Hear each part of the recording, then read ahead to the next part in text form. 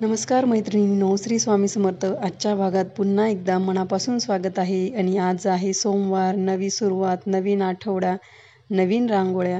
तर आजच्या भागात आपण 2 रांगोळ्या बघणार आहोत. त्या दोन्ही रांगोळ्या थोडासा वेळ घेणाऱ्या रांगोळ्या आहे. तरी पण तुम्ही नक्की बघा आणि ट्राय करा रांगोळ्या. आणि व्हिडिओ स्किप न करता बघा, शेवटपर्यंत बघा. आणि आवडल्यास लाईक करा, कमेंट करा. चॅनलला सबस्क्राईब नसेल केलं तर सबस्क्राईब करा.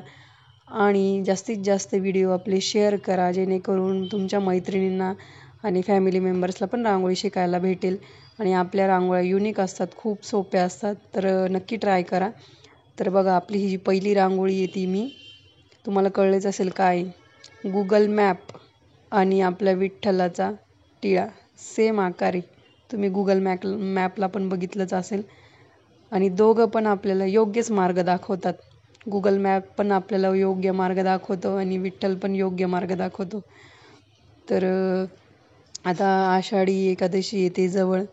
त्यानिमित्तानं गावोगावी दिंड्या येत आहेत. तुमच्या इथे येते का दिंडी? कमेंट करून सांगा. आणि खूप छान वाटतं ते दिंडीमध्ये ते वारकरी वगैरे त्यांचा उत्साह बघून. मला पण अशी इच्छा आहे की आपण आपल्या उभ्या आयुष्यात एकदा तरी दिंडीला जावं. तर कधी होईल ती, कधी आपला देव बोलवतो ते बघायला लागेल. ते मग अशा पद्धतीने मी ही रांगोळी ट्राय केली. आज आपल्या विठ्ठलाचा गंध, चंदनाचा लेप असतो आणि त्यावर बुक्का लावलेला असतो.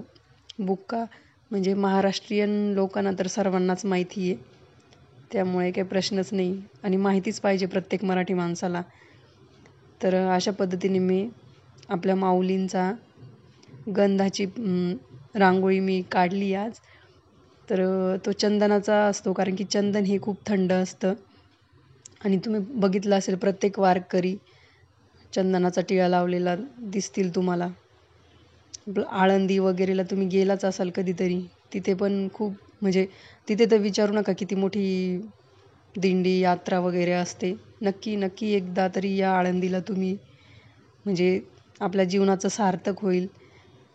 तर बघू शकता, ही पहिली रांगोळी खूप सोपी आहे. तुम्ही ही रांगोळी देवासमोर आणि तुळशीसमोर काढू शकता. आणि जी दुसरी रांगोळी आहे ती टिपक्यांची रांगोळी. ही रांगोळी पण जरा मोठी आहे आजची. टिपक्यांची रांगोळी काढायला थोडा उशीर लागतो, वेळ लागतो, कारण की त्यात रेषा वगैरे भरपूर असतात. आता ही रांगोळी कशी, तुम्ही व्यवस्थित बघा, 7 ते 7 आधी मी टिपके काढून घेतलेले आहेत. आणि नंतर मग एक लाईन सोडून मधले मिडलचे 5 टिंब काढून घेतले. नंतर त्याच्या पण एक मिडलचा टिंब घेतला आणि त्याला एक टिंब काढला. बघू शकता तुम्ही. आधी 7 ते 7 काढून घ्यायचं ह्या पद्धतीने. नंतर बघा, एक लाईन सोडली मी डाव्या साईडची, मग तिथून 5 पुढे टिंब आणि त्या 5 मधला जो मधला टिंब आहे त्याच्यावरती एक टिंब काढून घेतला आहे. सेम चारही साईडला सेम तसंच करायचं आहे, कारण की आपल्याला चौकोन काढायचा आहे. ही रांगोळी मी खूप लहान असताना शिकलेली. आमच्या शेजारी एक दीदी राहायची, ती काढायची ही रांगोळी. मला खूप आवडायची ती रांगोळी. मग मी ती रांगोळी आज ट्राय केली. खूप दिवसांनी अशी रांगोळी ट्राय केली आणि मला ती जमली पण, म्हणायला गेलं तर बघू शकता तुम्ही फक्त व्यवस्थित लक्ष देऊन बघा. ही कशी काढली मी चौकोन. एकात एक असे चौकोन काढायचे आपल्याला 3-4. एक झाला मोठा, त्याच्यानंतर त्याच्या आतमध्ये. मी जेव्हा रांगोळी काढत होते ना, एक माशी खूप त्रास देत होती मला. तिला रांगोळी आवडत होती वाटतं आजची. जोक केला मी. तर बघू शकता असे. आणि अजून एक चौकोन काढायचा आहे, असे 4 चौकोन तयार झालेत.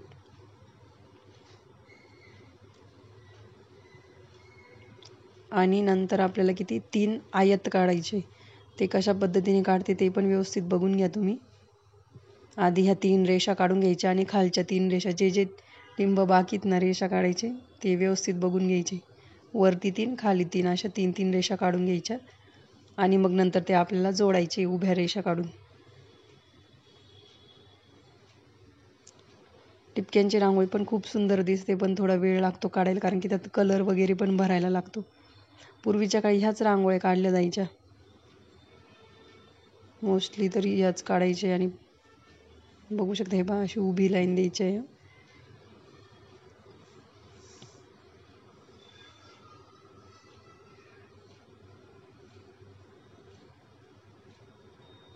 नक्की ट्राय करा मैत्रीण. जरी या रांगोळीला उशीर लागतोय पण तरी पण एक म्हणजे ज्या दिवशी तुम्हाला थोडा जास्त वेळ असेल त्या दिवशी रांगोळी ट्राय करा तुम्ही. कशी वाटली कमेंट करून नक्की सांगा. आतमध्ये मी जे त्रिकोण तयार झालेत ना आपल्या रांगोळीतून, चौकोन आणि आयतमधून, त्यामध्ये लाल आणि पिवळा कलर भरणार आहेत. रोज दुपारी 1 वाजता आपला व्हिडिओ अपलोड होतो. जे नवीन असतील त्यांच्यासाठी सांगते मी.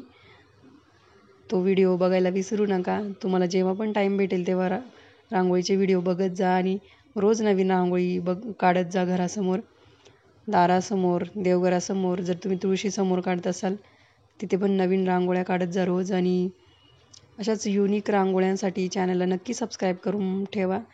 तुम्हाला रोज नवीनच रांगोळी बघायला भेटणार आहे चॅनलवर. आणि कशा वाटताय रांगोळ्या कमेंट करायला विसरू नका. सबस्क्राईब करायला विसरू नका. जर चॅनलवर नवीन असाल तर नक्की सबस्क्राईब करा. आणि जास्तीत जास्त आपले व्हिडिओ शेअर करत चला, म्हणजे बाकीच्यांना पण रांगोळी शिकायला भेटेल. अशा पद्धतीने बघा मी चारही जे कोपरे समोरचे तिथे ते त्रिकोण तयार झाले त्याला लाल कलर दिला आणि जे बाजूचे आहेत त्याला पिवळा कलर देते. तुम्ही तुमच्या आवडीनुसार कलर कॉम्बिनेशन बदलू शकता.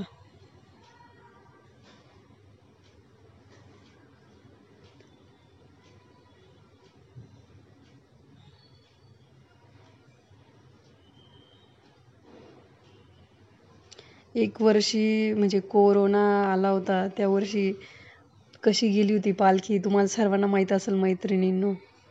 बसमध्ये गेली होती. त्या बसला किती भारी सजवलेलं होतं आणि असं म्हणजे असं अंगावर शहारेच येतात नाही का. ते पालखी वगैरे दिंडी वगैरे म्हटली की खूप भारी वाटतं.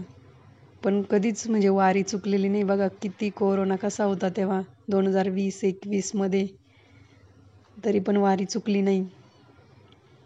देव आपल्याकडनं नेहमी ना बरोबर करून घेत असतो कुठल्या ना कुठल्या पद्धतीने.